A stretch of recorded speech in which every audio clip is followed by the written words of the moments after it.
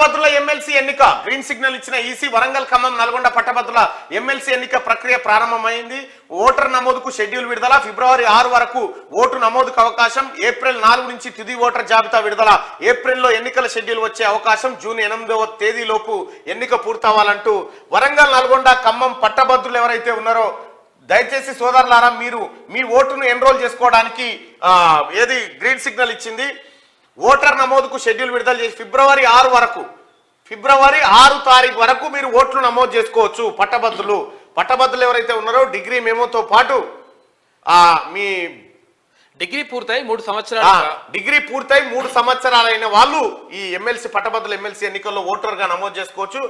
పోయినసారి లెక్కనే ఈసారి కూడా దయచేసి యువకులంతా డిగ్రీ కంప్లీట్ అయిన వాళ్ళంతా పట్టభద్రుల ఎమ్మెల్సీగా ఎన్నుకునేటువంటి అభ్యర్థికి ఓటేయాలంటే మీరు నమోదు చేసుకోండి. ముందుగా ఈ ఓట్లునే కదా అవి కాదనుకున్నారు, అవి ఒకటే అనుకున్నారు. కాదు, ఈ ఓటు హక్కు వేరు, అది వేరు. పట్టభద్రుల ఎమ్మెల్సీ ఎన్నికల్లో దయచేసి మీ ఓటు హక్కును నమోదు చేసుకోండి, మీ ఓటు నమోదు చేసుకోండి. దానిపైన ఇంకా విస్తృతమైన అవగాహన కల్పిస్తాం.